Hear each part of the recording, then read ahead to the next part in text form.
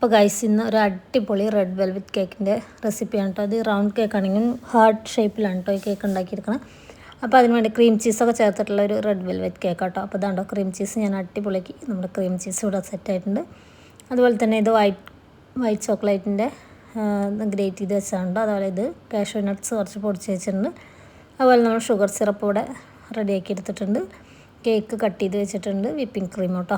ആദ്യം നമ്മൾ റൗണ്ട് ഷേപ്പിൽ തന്നെ കേക്ക് ബോഡിക്ക് ഇങ്ങനെ നമ്മൾക്ക് ആദ്യം അളകി പോരാതിരിക്കാൻ വേണ്ടിയിട്ട് അടിയിൽ കുറച്ച് ക്രീമൊക്കെ തേച്ചെടുത്ത് നന്നായിട്ട് ഷുഗർ സിറപ്പ് ആഡ് ചെയ്തിട്ടുണ്ട് കേട്ടോ.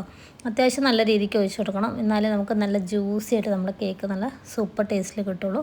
അതിനുശേഷം വിപ്പിംഗ് ക്രീം നന്നായിട്ട് ആഡ് ചെയ്ത് കൊടുക്കുന്നുണ്ട്. പിന്നെ അതിലേക്ക് നമ്മൾ നന്നായിട്ട് ക്രീം ചീസും കൂടി ചേർത്ത് കൊടുത്തു കേട്ടോ. അതിൻ്റെ മുകളിൽ വൈറ്റ് ചോക്ലേറ്റിന് ഗ്രേറ്റ് ചെയ്ത് വെച്ചത് ഇട്ട് കൊടുത്തു.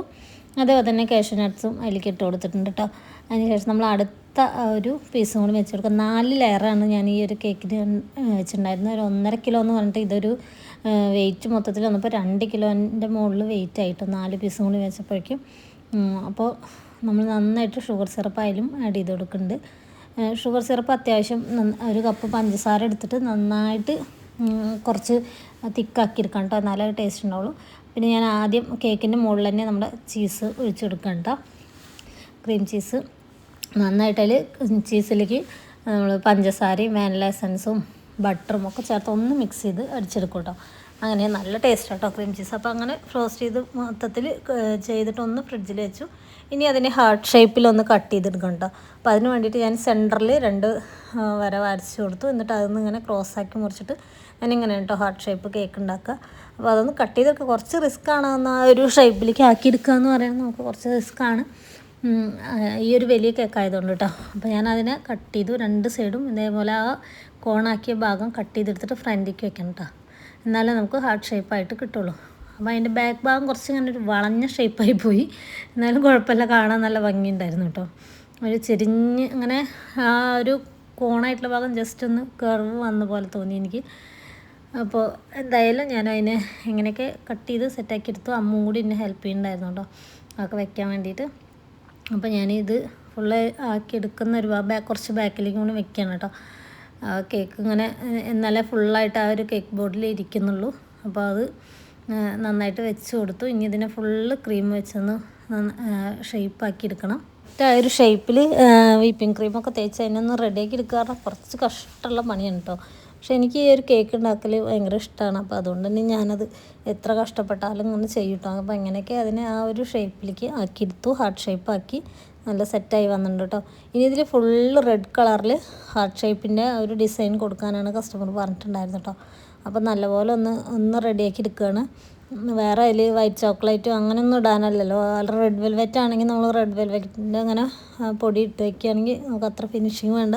അപ്പോൾ അത്യാവശ്യം പറ്റുന്ന രീതിക്കൊക്കെ ഫിനിഷിങ് ആക്കിയെടുത്തു. പിന്നെ ഹാർട്ട് ഷേപ്പ് വരച്ചെടുക്കുകയാണ് ചെയ്തിട്ട് റെഡ് കളറിൽ നമ്മുടെ വിപ്പിംഗ് ക്രീമിൽ റെഡ് കളറ് എഡിബിൾ റെഡ് തന്നെയാണ് ഒഴിച്ചിട്ടുള്ളത്. വെച്ചിട്ട് നല്ല റെഡ് കളറിൽ ആക്കിയെടുത്തിട്ട് ഹാർട്ട് ഷേപ്പ് ഇങ്ങനെ തന്നെയാണ് ഈ ഒരു ഡിസൈനാണ് കസ്റ്റമർ പറഞ്ഞിട്ടുണ്ടായിരുന്നു കേട്ടോ. അപ്പോൾ ഞാനത് ചെയ്തുകൊണ്ടിരിക്കുമ്പോഴെങ്കിൽ സുബി വന്നു. അവൾ നന്നായിട്ട് വരയ്ക്കും കേട്ടോ. അപ്പോൾ അതുകൊണ്ട് സുബിയാണ് ഈ ഒരു ഡിസൈൻ ഫുള്ള് ചെയ്ത് തന്നെ. എനിക്ക് കേക്കിലൊക്കെ നന്നായിട്ട് പേരെഴുതി തരാറും എല്ലാം സുബിയാണ്. അപ്പോൾ അവൾ വന്നപ്പോൾ അവളാണ് ആ ഒരു ഡിസൈൻ എനിക്ക് ചെയ്ത് തരുന്നത് കേട്ടോ. കസ്റ്റമർ പറഞ്ഞ അതേ രീതിക്ക് തന്നെയാണ് നമ്മൾ ഈ ഒരു കേക്ക് അവർക്ക് ചെയ്ത് കൊടുത്തിട്ടുള്ളത്. അപ്പോൾ സുബി 2 കാര്യമാണ് കേട്ടോ ചെയ്യുന്നത്. അവൾ കേക്കിൽ ഡിസൈൻ ചെയ്യുന്നുണ്ട്. അതേപോലെ തന്നെ അവൾ B.Ed പഠിക്കുകയാണ്. ഓൺലൈൻ ക്ലാസ്സാണ്, ഹോസ്റ്റലിൽ ലീവാണ് ഇപ്പോൾ. അപ്പോൾ അതുകൊണ്ട് തന്നെ ഓൺലൈൻ ക്ലാസ്സും അവിടെ അവൾക്ക് നടന്നുകൊണ്ടിരിക്കുന്നുണ്ട്. അപ്പോൾ ക്ലാസ് കേൾക്കുന്നുണ്ട്. അപ്പോൾ അങ്ങനെ 2 കാര്യങ്ങളാണ് അവിടെ നടക്കുന്നത്. അപ്പോൾ ഇത് കുറച്ച് സമയമല്ലേ ഉള്ളൂ, വേഗം ഡിസൈൻ ചെയ്തിട്ട് അങ്ങനെ അവൾ ക്ലാസ് കേൾക്കാമെന്നുള്ളൊരു ഇതിലാണ് കേട്ടോ. അപ്പോൾ എന്തായാലും ഇനി അടുത്തത് കേക്കിൻ്റെ ഡിസൈനിങ് കാര്യങ്ങളൊക്കെ കഴിയാറായി. ഇനി പേരെഴുതൽ ചടങ്ങാണ്. അപ്പോൾ ഡിസൈനിങ് കഴിഞ്ഞപ്പോൾ പേരെഴുതണം കേട്ടോ. ഹാപ്പി ബർത്ത്ഡേ ശ്രേയ എന്നാണ് എഴുതുന്നത്.